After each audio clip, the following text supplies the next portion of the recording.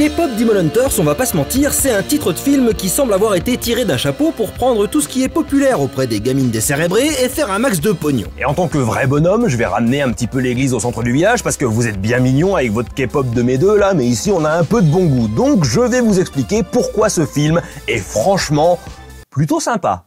J'écoute les musiques en boucle depuis 2 semaines. Ce qui va me permettre de les chanter pour vous, non pas pour vous impressionner avec mes incroyables capacités vocales, mais parce que si je mets trop d'extraits des musiques du film, Sony va gentiment striker ma vidéo. Du coup, c'est moi qui m'y colle. Désolé d'avance. Je dois vous faire une confession, j'aime bien la K-pop. J'ai beaucoup écouté Twice ces dernières années, c'est des musiques qui donnent la pêche et donc j'étais pas réticent à une comédie musicale d'animation basée sur ce genre. Oui, le titre m'a un peu fait peur, mais j'y suis allé le cœur ouvert. Si vous êtes passé à côté, K-Pop Demon Hunters, c'est un film d'animation produit par le studio Sony, également responsable de la saga Spider-Verse. Il a rencontré un succès phénoménal cet été et a reçu un accueil critique très favorable. Et oui, j'ai plusieurs mois de retard parce que j'ai pas le temps d'être à jour sur les dernières sorties, laissez-moi tranquille. Cette Barbie gère plusieurs réseaux sociaux, écrit un web novel et s'est lancée dans une carrière de comédien. Alors on va arracher le pansement direct. Narrativement, ce film suit la formule classique de la comédie musicale d'animation à la Disney. La structure est prévisible, organisée autour des chansons. On a le I Am Song, le I Want Song, le duo qui représente figurativement une scène d'amour entre les deux personnages principaux, la chanson qui vise un Oscar, la chanson du méchant. Vous avez déjà vu cette structure 100 fois, y a pas de surprise. J'ai rien contre les scénarios qui appliquent une formule, surtout si la formule est bien appliquée, que le rythme est bon et que la structure laisse les personnages respirer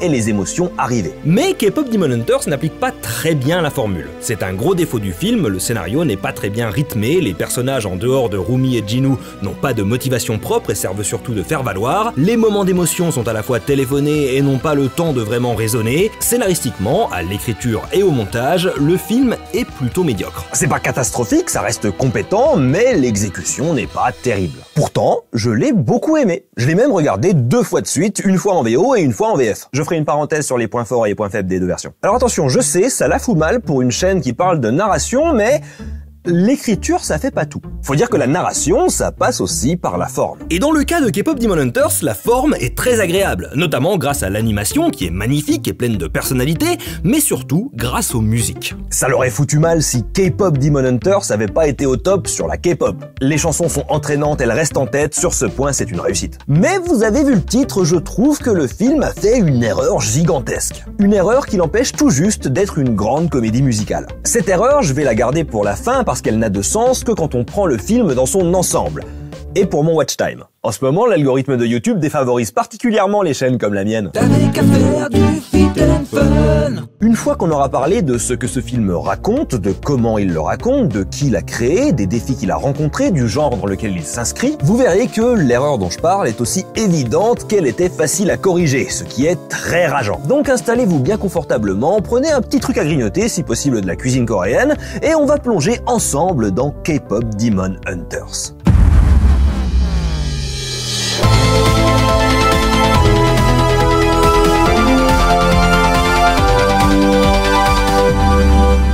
Comme je l'ai dit, le film suit une structure très classique. Je vais faire mon petit résumé habituel du scénario, mais je vais en profiter pour mettre en évidence cette structure. La formule narrative du long métrage d'animation musicale qu'en principe vous connaissez, même si vous ne l'avez pas forcément conscientisé. Le film s'ouvre sur un montage d'exposition nous présentant les enjeux et le lore. Il y a bien longtemps, la Corée était menacée par des attaques de démons, jusqu'au jour où des musiciennes chamanes, les chasseresses, ont repoussé les forces du mal à l'aide de leur musique. Elles ont ainsi créé une barrière magique, le On Moon, qui enferme les démons dans un autre monde et qui doit être maintenu en touchant le cœur des gens par la musique. Chaque génération a son trio de chasseresses qui poursuivent cette quête jusqu'à réussir à perfectionner la barrière et à créer le On Moon d'or. Ce montage pose la prémisse établie par le titre. Les idoles de K-pop qui chassent des démons. On va donc pouvoir rencontrer notre trio à l'aide d'un autre artifice d'exposition, le reportage qui interroge les fans avant un concert pour nous présenter les 3 chasseresses qui composent le groupe Huntrix. Il y a Mira, la rebelle, Zoé, l'hyperactive, et Rumi, la leader, et oui, clairement, c'est les super nanas. Belle, bulle et rebelle. Ce sont les mêmes archétypes de personnalité, c'est un trio classique. Mais ça, c'est la partie K-pop, sauf que ces idoles ont un secret. Elles aiment manger et lâcher des gros rots. Ah, et elles chassent des démons aussi. Donc là, on entre dans un classique I Am Song. C'est un grand archétype de comédie musicale décrit par le dramaturge Bob Fosse, une chanson par laquelle des personnages se présentent, nous disent qui ils sont, ce qu'ils font, comment ils se perçoivent. Pour un exemple classique en animation, Belle dans La Belle et la Bête nous présente Belle. Incroyable, je sais. Ici, on a How It's Done, ou Ce qu'on te donne pour la version française, où les Huntrix chantent en chassant des démons après avoir sauté d'un avion, puis atterrissent au milieu de leur concert sous les acclamations de leurs fans. D'après la chanson, qui sont les Huntrix? Des giga badass, girly qui bottent des fesses et gèrent leur chorégraphie. On apprend aussi deux informations importantes ici. Les démons sont reconnaissables aux marques visibles sur leur peau. Le film va bien insister dessus parce qu'on est sur Netflix et qu'il faudrait pas que les gens loupent l'info parce qu'ils sont sur leur portable. Je vous jure, ça sonne méprisant, mais c'est factuel. Voilà une citation d'une productrice à qui on a demandé de faire des séries plus deuxième écran. Parce que les programmes Netflix sont pensés pour être regardés par des gens qui sont en même temps sur leur premier écran, leur smartphone. C'est le monde dans lequel on vit et je peux pas blâmer le film pour s'adapter à l'atrophie de notre temps d'attention. C'est un problème, mais c'est pas le problème du film. Et la deuxième information importante, c'est que le Honmoon commence à avoir des reflets dorés, ce qui signifie que les chasseresses sont sur le point d'enfin atteindre l'objectif séculaire qu'elles poursuivent. On passe justement de l'autre côté du Honmoon pour rencontrer l'antagoniste, le roi démon Quima, et le deutéragoniste Jinoo. Alors, un deutéragoniste, contrairement à ce que j'ai pu entendre parfois, ce n'est pas un personnage secondaire. C'est le héros de sa propre histoire qui a des intérêts entrant en conflit ou en compétition avec les protagonistes. Jinoo donc, c'est un démon musicien qui propose de vaincre les chasseresses non pas en se battant, mais en devenant un boys band qui piquera leurs fans, source de leur pouvoir. Et je l'ai pas précisé jusqu'ici, mais ce film est drôle. Les blagues fonctionnent bien et le rythme comique est maîtrisé. C'est rigolo. Jinoo sert le roi démon, mais il a surtout son propre objectif, effacer des souvenirs qui, apparemment, le hantent. Quima lui promet donc l'amnésie en échange de la défaite des chasseresses. On retrouve ces dernières prêtes à enfin profiter de vacances bien méritées, mais c'est sans compter sur Rumi qui décide unilatéralement de sortir leur nouveau single, Golden, ou Briller en VF, qui devrait mener pour de bon au Honmoon d'or. Golden, c'est la chanson qui vise un Oscar, c'est le single du film, vous l'avez entendu partout ces derniers mois, et c'est ce qu'on appelle un I Want Song. Là où un I Am Song présente un personnage, un I Want Song présente les désirs de ce personnage qui sont souvent à l'origine de ses motivations. C'est ce qui l'anime et le fait progresser dans l'intrigue. Exemple type, partir là-bas dans La Petite Sirène ou libérer, délivrer dans La Reine des Neiges. Ce que veulent les Huntrix, c'est la victoire finale, le Honmoon d'or, mais pourtant les paroles semblent plus introspectives que ça, parce qu'en réalité, cette chanson nous présente les véritables enjeux du film. Ce qui est intéressant, c'est que le premier couplet, c'est du I Am Song. Les Huntrix parlent d'elles et du chemin qu'elles ont parcouru jusqu'ici. Arrivé au refrain, on peut alors comprendre les paroles comme l'annonce de leur objectif qui va enfin être atteint. Être golden, donc atteindre le Honmoon d'or ou briller en VF. Ainsi, ces paroles I'm done hiding, now I'm shining like I'm born to be. Décrivent la fin de leur vie secrète de chasseuse de démons. Mais le second couplet renverse la vapeur. On retrouve Rumi seul dans sa loge sombre qui retire son peignoir pour révéler les marques des démons sur ses bras. C'est le twist, la chasseuse de démons est à moitié démon elle-même. C'est ça qu'elle cache qui l'empêche de briller et qui la pousse à mentir. Ce qu'elle veut, le I Want, c'est se débarrasser de ses marques et enfin devenir la fille qu'elle prétend être depuis tout ce temps. Savoir ça recontextualise complètement les paroles de la chanson et nous présente un nouveau classique de la structure narrative, le mensonge auquel le personnage croit. Quand on écrit un arc de développement de personnage positif, on utilise souvent ça. Le personnage croit quelque chose de faux sur le monde ou sur lui-même et doit apprendre à dépasser ce mensonge pour évoluer. Ici, Rumi pense qu'elle doit cacher qui elle est vraiment jusqu'à ce que le Honmoon d'or efface complètement cette partie d'elle-même qu'elle déteste. Sauf que c'est pas de peau, pendant les répétitions pour la performance live, Rumi n'arrive plus à sortir la note haute du refrain. En effet, les marques ont avancé jusqu'à sa gorge et l'empêchent de chanter la chanson qui allait enfin lui permettre de s'en débarrasser. On apprend dans la backstory que c'est Céline, non pas celle-là, sa mère adoptive qui lui a appris ce mensonge dans lequel elle croit, en lui disant de cacher son héritage démoniaque et d'atteindre le Honmoon d'or pour s'en débarrasser. On voit aussi à quel point ça a eu un impact sur Rumi alors qu'elle grandissait sans pouvoir révéler la vérité à ses amis et à quel point elle a dû se priver pour maintenir son secret. Elle n'avait même pas le droit d'aller dans les bains publics. Bref, c'est le caca vu qu'elle n'arrive pas à chanter. Alors Zoé lui propose d'aller voir un médecin totalement respectable et pas du tout un charlatan qui a des élixirs capables de soigner sa voix. Alors c'est peut-être pas un vrai docteur, mais il est au moins doué pour percevoir que derrière la façade que présentent nos trois héroïnes, il y a des complexes et des névroses juste sous la surface qui pourraient être la source de tension. Mais en sortant, elle tombe sur un groupe de jolis garçons qui ne les laissent pas indifférentes, notre fameux boys band démoniaque, les Saja Boys, qui vont faire une performance dans la rue. Et ça, c'est ce que j'appelle le Hakuna Matata. La chanson un peu rigolote qui reste dans la tête, dont on ne peut jamais se débarrasser, qui n'apporte franchement pas grand-chose à l'intrigue, mais qui est surtout là pour le fun. C'est la chanson pour les petits enfants. D'ailleurs, elle dénote souvent avec les autres musiques de la comédie. Un exemple de Broadway, c'est You'll Be Back dans Hamilton. Ici, c'est Soda Pop, une chanson qui ressemble presque à une parodie des groupes masculins de K-pop, avec des paroles mielleuses qui, sans doute de façon très accidentelle, rassemblent beaucoup de double sens homo-érotiques. Nos héroïnes remarquent alors que ce sont des démons, car ils ont les fameuses marques. Après quelques péripéties, elles affrontent les Saja Boys dans des bains publics, mais durant le combat, la tenue de Rumi se déchire, révélant ses marques à Jinu. Surpris, celui-ci les recouvre d'un bandage avant de disparaître. Jinu est un peu perturbé par ce qu'il vient d'apprendre, mais il est invoqué auprès du roi démon et lui dit qu'il peut utiliser la honte de Rumi pour détruire les chasseresses. Celle-ci se lamente de voir le Honmoon se déchirer à cause de la popularité grandissante des Saja Boys, et elle décide d'écrire une diss track, une chanson offensive à leur encontre. Mais quand Rumi revient dans sa chambre, d'étranges esprits l'y attendent et lui confient une lettre d'invitation de la part de Jinu. Elle se rend au rendez-vous, essaye de l'attaquer, mais sans succès. Jinu lui explique alors que, contrairement à ce qu'elle croit, les démons ont des sentiments, c'est d'ailleurs la cause de leur souffrance, la honte, le désespoir. C'est ce qui permet à Kuima de leur parler et de les corrompre.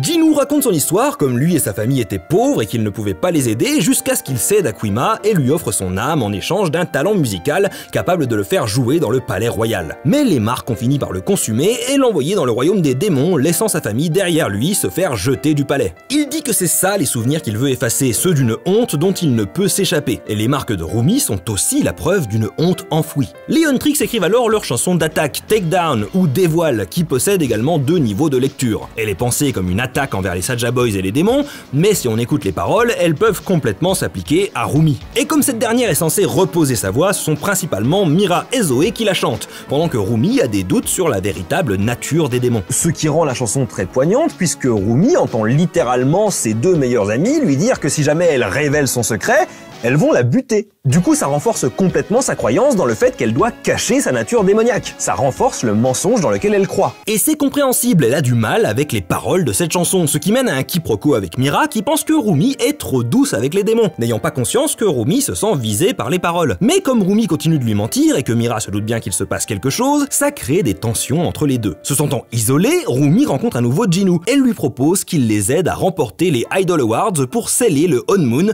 ce qui libérerait Jinu de Kuima et la libérerait elle de ses marques. C'est win-win. Elle répète les paroles de Golden, No more hiding, no more secrets. Jinu ne pense pas que le Honmoon le sauvera, mais elle répond que si, qu'il n'est pas une mauvaise personne, il a juste fait une erreur, contrairement à elle qui est une erreur depuis qu'elle est née. Oh bébou. Ce qui veut dire que s'il n'y a pas d'espoir pour Jinu, il ne peut pas y en avoir pour elle, mais Jinu lui dit que pour lui, elle n'est pas une erreur. À la répétition des Idol Awards, les Huntrix se disputent puisque Rumi ne veut plus chanter Takedown. Une nouvelle attaque de démons arrive, donnant l'occasion à Rumi de prouver à ses amis qu'elle est toujours dans le combat. On a alors une reprise de Takedown. Une reprise dans une comédie musicale, c'est quand on reprend un morceau dans un nouveau contexte pour raconter autre chose. Ici, Rumi réalise à quel point la musique s'applique à elle, ce qui la déstabilise en plein combat. Tous les passagers du train se sont fait dévorer et les chasseresses ressortent abattues de cet affrontement. Leur confiance mutuelle est mise à rude épreuve. Rumi retrouve Jinu et lui explique que sa voix était partie parce qu'elle avait de plus en plus honte de ses marques, mais qu'elle revient quand elle parle avec lui car il l'accepte comme elle est. Et on arrive à un autre grand classique de comédie musicale, le duo romantique.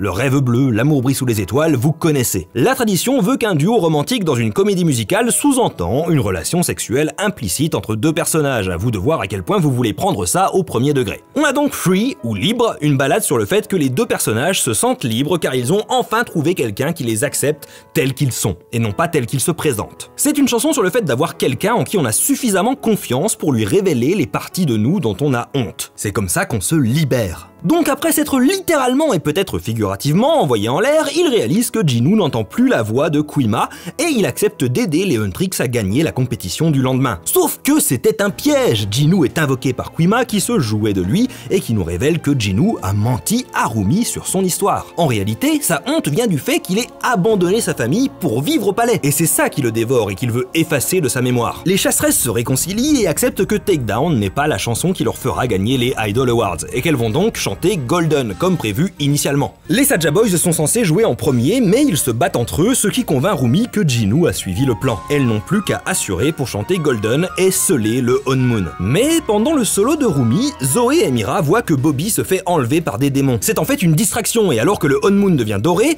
Golden s'arrête et c'est Takedown qui reprend pour une troisième reprise. Des démons déguisés en Mira et Zoé chantent Takedown directement à Rumi, réalisant sa plus grande peur, celle d'être démasquée et rejetée. Elle est un démon, une erreur depuis sa naissance. Mais quand les vrais Mira et Zoé arrivent sur scène, elles découvrent aussi le secret de Rumi et sont sous le choc. Rumi comprend que c'était un stratagème des démons, mais c'est déjà trop tard. Ses amis savent qu'elle leur a menti pendant tout ce temps et elle la rejette effectivement pour ça. Encore une fois, on est dans la structure comédie musicale typique. La protagoniste affronte les conséquences de ses mauvais choix qu'elle a fait à cause du mensonge dans lequel elle croit. Repensez à Aladdin qui croit ne pas pouvoir plaire à Jasmine parce qu'il n'est pas un prince, qui se fait passer pour un prince et dont le mensonge est révélé par Jafar. Alors Rumi s'enfuit en quête de celui qui l'accepte telle qu'elle est.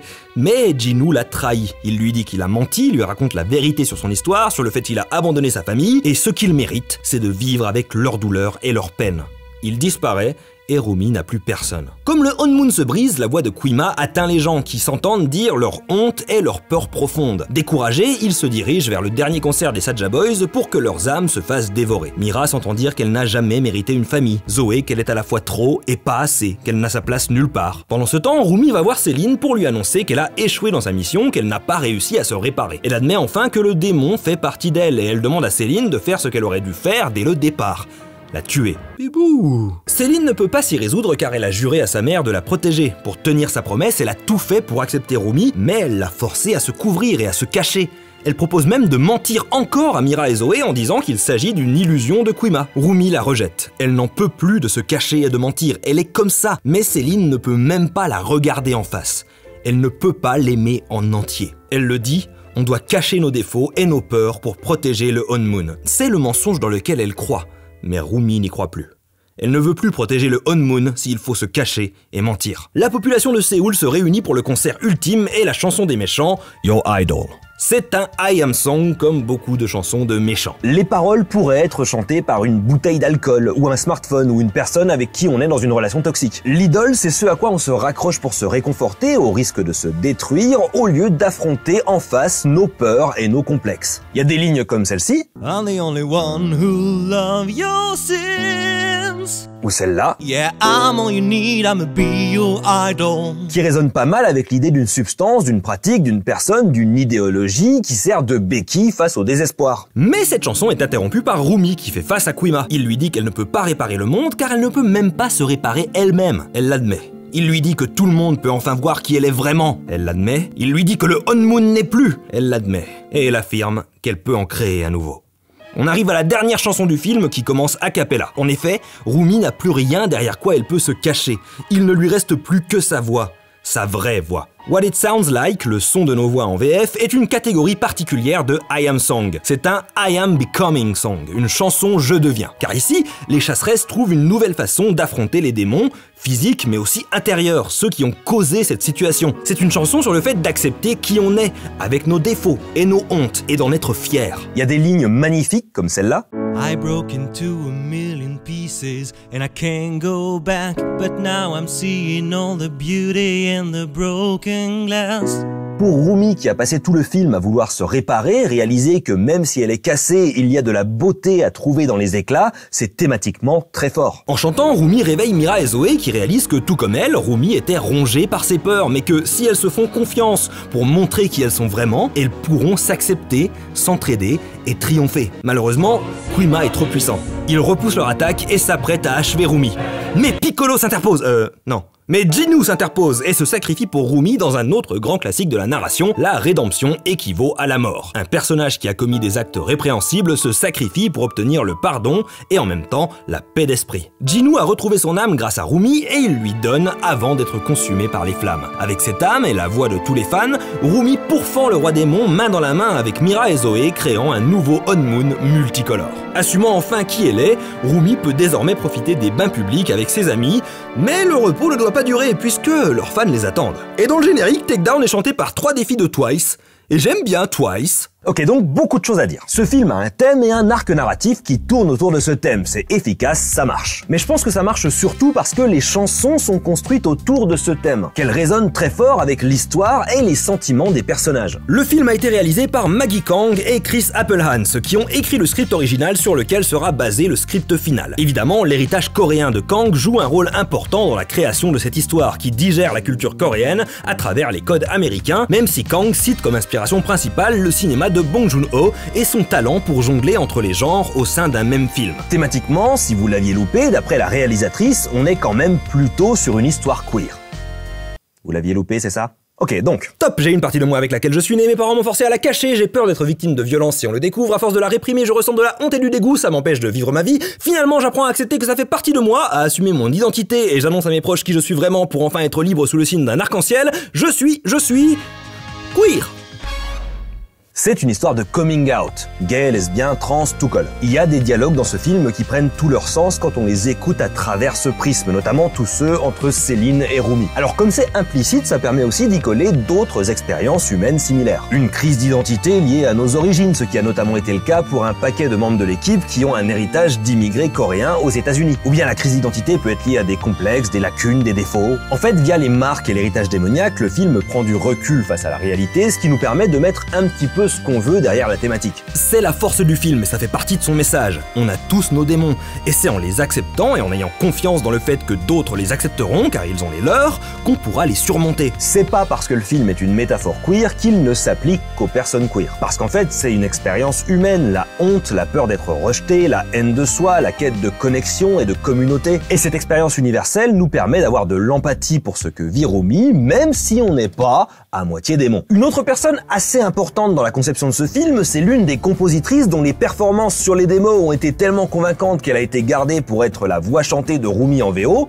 AJ. Kim Eun-jae, surnommée AJ, c'est une musicienne qui a essayé de percer dans l'industrie très dure de la K-pop sans réussir. Elle s'est donc tournée vers la composition et l'écriture pour d'autres groupes et elle va rejoindre l'équipe derrière les chansons de K-pop Demon Hunters. Elle va notamment co-composer How It's Done, What It Sounds Like et Golden, qu'elle interprète et qui atteindra le sommet du Billboard Hot 100, le top 50 américain. C'est la success story qu'on aime, l'artiste qui échoue mais qui finit par atteindre le sommet. Mais surtout, c'est ce qui, je trouve, apporte une profondeur à la performance vocale de Rumi. Quand elle parle d'avoir essayé et échoué, d'en avoir marre de rester cachée dans l'ombre, de ne pas être la reine qu'elle était censée être, c'est une expérience qu'AJ a vécue personnellement. Et du coup, ouais, les chansons ont vraiment quelque chose de plus en VO.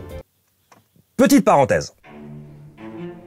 Je vais vous donner des petites infos d'insider sur le monde de l'animation et du doublage. En règle générale, en Occident, on fait les voix avant l'animation. C'est-à-dire qu'on a la performance VO sur laquelle les animateurs basent la performance des personnages, ce qu'on appelle l'acting. Le truc, c'est que des fois, les animateurs prennent des libertés par rapport à la voix pour que l'acting soit plus expressif, ou colle mieux à la mise en scène. On se retrouve alors avec un personnage qui a une voix à 5 sur 10 et un corps à 8. Comme là. She's not even my type. Excuse me? I'm everyone's type. You can't even show up on time. What are you, from the 1900s? Ou bien l'inverse, la voix à fond et le corps qui se retient. Oh, don't leave! Don't leave! Bon, c'est un truc qui arrive en animation. Parfois, on préfère laisser une dissonance entre la voix et l'image si ça sert mieux le récit. Ou si on n'avait pas le temps de corriger, ou que l'animation a été basée sur des voix temporaires et que le réal a choisi une autre prise. En doublage, on a l'animation finale ou un pré-rendu avant de faire les voix. Et c'est pour ça qu'en règle générale, sur l'animation occidentale, les VF sont mieux joués que les VO. Parce qu'en plateau, on double pas uniquement en se basant sur la performance VO. Comme c'est de l'animation, on a une autre référence sur laquelle on peut se baser. Donc si on remarque que la voix originale ne colle pas à l'image, eh ben on va essayer d'y coller en VF. Là où en prise de vue réelle, le corps de l'acteur est une contrainte à laquelle on doit se plier, en animation, le corps du personnage offre une liberté presque de création. Et ça loupe pas dans K-pop Demon Hunters si je vous montre les extraits précédents en VF. C'est pas du tout mon genre en plus. T'as dit quoi? Je suis le genre de tout le monde. T'es pas foutu d'être à Non, mais l'heure. t'es resté bloqué en 1900? Non, vous devez rester. Restez. Bah ça colle mieux, c'est mieux joué. D'ailleurs, je trouve que certaines performances VO sont un peu fausses. Par exemple, Jinwoo dans cette scène, dont la voix craque un peu artificiellement, comme si l'acteur n'arrivait pas à faire venir l'émotion en studio. I only made a deal with Kima to get myself out of the miserable life. Bah en VF, ça donne ça. J'ai conclu un marché avec Quima pour me sortir de cette vie de misère. C'est plus juste. Parce que les comédiens de doublage sont plus habitués à l'exercice aussi. C'est con, mais les acteurs VO, ça peut être des pointures sur scène ou face caméra, mais une fois face à un micro dans un studio, eh ben ils sont pas forcément très à l'aise, ils peuvent avoir du mal à trouver l'énergie. Alors que si tu fais carrière dans le doublage, t'as pas le choix. T'es tout le temps en studio face au micro et il faut que l'énergie et l'émotion sortent. Donc pareil, en règle générale, les comédiens VF jouent mieux que les acteurs VO en animation occidentale, simplement parce qu'ils sont plus habitués à l'exercice. C'est aussi pour ça qu'en animation japonaise, les VO sont très bonnes, parce que les seiyuu sont très rodés à l'exercice du jeu au micro, et qu'ils enregistrent après l'animation comme en VF. Donc ouais, c'est globalement mieux joué en VF dans K-pop Demon Hunters. Par contre, musicalement, je trouve qu'on perd beaucoup. Et pour des raisons qui n'ont rien à voir avec la qualité des adaptations françaises des chansons. Les textes sont super bien adaptés parce qu'ils font quelque chose d'essentiel quand on adapte de l'anglais vers le français pour une comédie musicale, ils font attention à la phonétique. Chanter, c'est maîtriser le flux d'air qui sort de notre bouche. Ce flux d'air, plus il est libre, plus il se maîtrise, et il est le plus libre sur ce qu'on appelle les voyelles pures. A, E, I, O, U. C'est pour ça que traditionnellement, on écrit les opéras en italien ou en allemand, des langues qui utilisent principalement, majoritairement, ces voyelles pures. L'anglais a des petites variantes, par exemple le son A est surtout utilisé en diphtongue dans I, et il utilise beaucoup le schwa, le son E.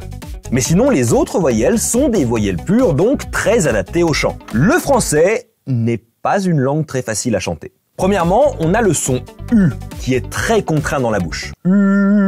C'est très dur de pousser des notes en U. Ensuite, on a les fameuses nasales. En, un, on, qui sont donc modulés par le nez, et pareil, ça contraint le flux d'air et c'est plus difficile de pousser les notes. C'est aussi moins joli, moins clair, plus nasal. Et en bonus, on a un R très unique qui se fait à l'arrière du palais en relevant la langue, interrompant le flux d'air. Du coup, quand on adapte un texte chanté en anglais à notre langue, eh ben il faut prendre ça en compte. Si en anglais, la grosse note bien poussée est sur une voyelle pure, eh ben il faut s'arranger en français pour que ce soit pareil, ce qui limite les mots à notre disposition. Et quand on écoute les chansons de K-pop Demon Hunters en VF, ça loupe pas. Dès que ça balance, le texte est sur une voyelle pure. C'est du super boulot d'adaptation, ça ajoute une difficulté en plus pour traduire. Faut le sens, la rime, le rythme et la phonétique. Et les comédiennes qui chantent en VF sont des professionnels, ça s'entend, elles chantent super bien, elles maîtrisent leur instrument, elles atteignent des notes difficiles à atteindre, mais c'est des chanteuses de comédie musicale. Et ça aussi, ça s'entend. En VO, les personnages sont joués par des actrices, mais les chansons sont interprétées par des chanteuses. Et en VF, on a gardé les mêmes comédiennes pour faire les deux. Mais les chanteuses de la VO, ce sont surtout des chanteuses de K-pop. Elles sont entraînées et rodées spécifiquement pour ce genre avec toutes les petites particularités qu'il a. Sans même parler des phrases en coréen que la VF a choisi de gommer, ce qui s'entend complètement. Ça aurait été une difficulté en plus pour les interprètes. Et c'est pour ça que l'exercice est ingrat pour les comédiennes VF, parce qu'elles ont pas 15 ans de carrière dans la K-pop derrière. Évidemment. Ça s'entend pas mal par exemple sur Dawn où en VO, il y a ces petits craquements de voix typiques de la K-pop à la fin de certaines phrases.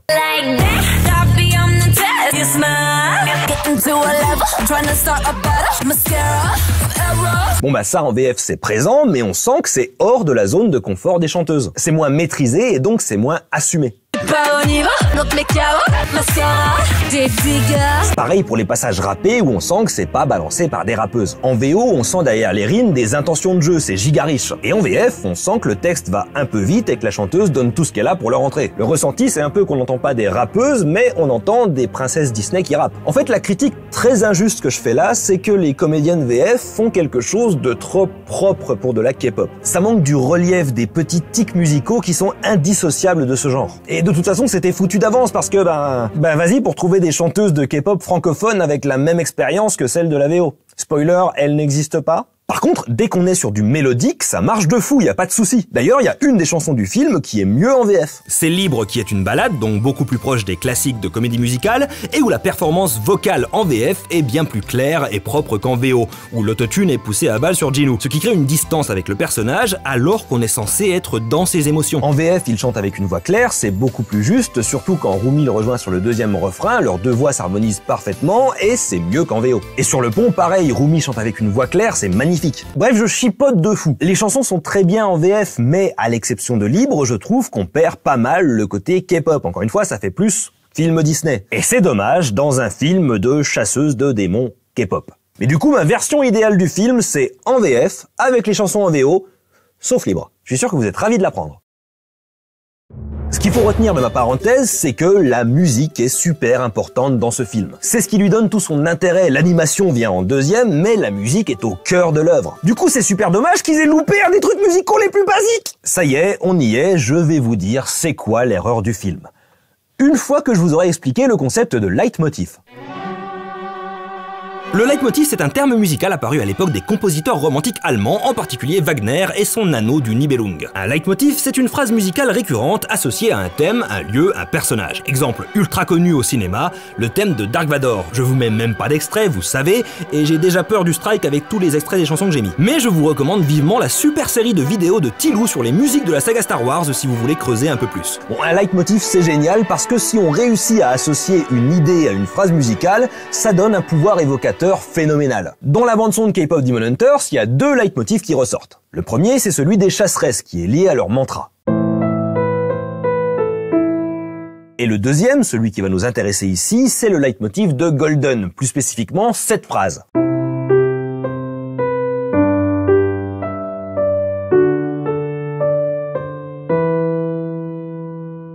C'est plus ou moins le thème du film, il est présent dans Golden, en effet, mais aussi à plusieurs reprises dans la bande-son, notamment au moment où Mira et Zoé rejettent Rumi, on l'entend jouer de façon déchirante au violoncelle.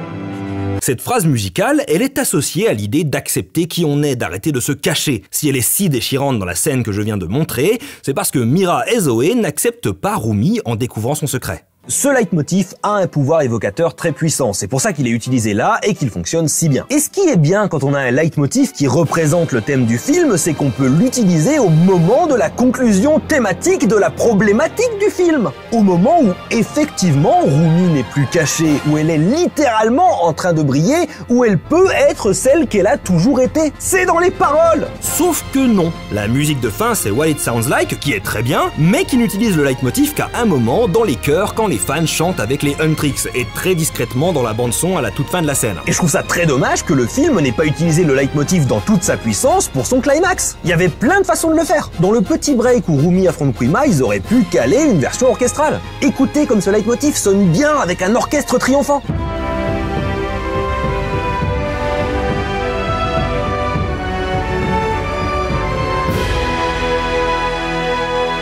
Ou alors c'était le moment de faire une polyphonie comme à la fin des Misérables, mais pas la version avec Wolverine. Ne serait-ce que pour laisser Rumi chanter enfin au moment où ça arrive, qu'elle n'a plus à se cacher et qu'elle peut briller. Pour moi, c'est le gros coup manqué du film. Il a planté un leitmotiv super efficace et il oublie de le récolter au moment le plus important. Et encore une fois, une reprise, ça fait partie des codes de la comédie musicale et ils l'ont fait en plus dans le film, 2 fois avec Takedown. C'est ok de briser des codes, mais le film n'a avant ça pas brillé, pardonnez-moi le jeu de mots, par sa volonté à briser les codes de la comédie musicale. C'est un peu dommage de pas avoir une reprise du thème musical au climax du film. Quitte à être dans les formules populaires, autant utiliser celle qui marche très bien. Je sais pas si je fais bien comprendre ce que je veux dire, du coup je vais utiliser une métaphore. Écrire, c'est comme cuisiner. On peut y aller en freestyle, tout le monde peut le faire, il n'y a pas forcément besoin de connaissances théoriques. Mais il y a aussi des recettes, des techniques, des astuces. Il y a des chefs cuisiniers, il y a la cuisine de ta grand-mère, il y a le fast-food. Les tropes, c'est les ingrédients, les ustensiles, les décorations. Ils sont limités, il y a ce que tu trouves dans le magasin ou dans ton jardin, mais ce qui est illimité,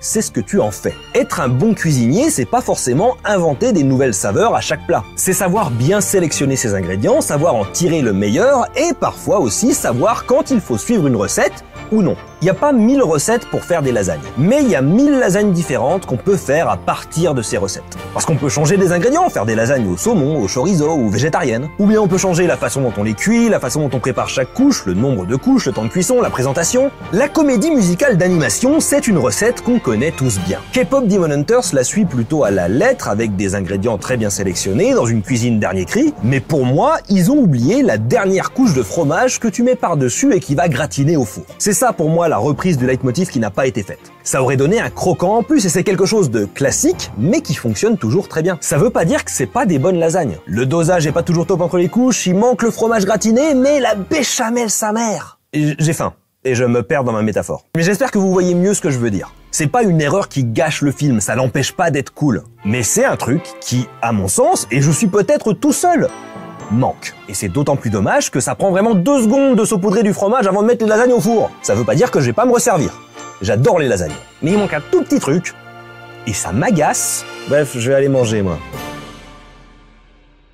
Cette vidéo est terminée, merci de l'avoir regardée jusqu'au bout. J'espère qu'elle vous a plu. Si c'est le cas et que vous n'êtes pas abonné, n'hésitez pas à le faire. Avec les changements récents de l'algo, il y a besoin de soutien par ici. J'ai l'impression que ça fait 10 ans que je dis ça, mais c'est de pire en pire chaque année. Cette vidéo et mon activité professionnelle ne seraient pas possibles sans les personnes qui soutiennent la chaîne sur YouTube et Patreon. Je vous remercie du fond du cœur. Si vous voulez vous aussi soutenir ma création, le lien de mon Patreon est en description. Pour un petit point sur mes actus, la dernière saison de publication de Renégat est terminée. C'est donc le meilleur moment pour aller lire les 90 chapitres qui sont actuellement disponibles. C'est gratuit, c'est sur Wattpad ou Webtoon, le lien pareil est en description. Pour marquer l'occasion, je vais faire une FAQ sur la chaîne dédiée à Renégat. Donc allez lire le web novel et n'hésitez pas à aller poser vos questions. Sinon, actu doublage, vous pouvez m'entendre dans Ranma 1,5. Alors va falloir tendre l'oreille parce que je fais des ambiances, c'est-à-dire la figuration, mais je suis dans certains épisodes de la saison 2 de Ranma 1,5 sur Netflix. Et je suis trop content parce que le premier animé, c'était toute mon enfance. Donc juste avoir participé un petit peu à cette aventure, ça me remplit de fierté. Ça valait la peine de vivre pour voir ça. On se retrouve le mois prochain pour une nouvelle vidéo. N'oubliez pas d'accepter vos démons intérieurs avant qu'ils ne vous dévorent. Trop peur.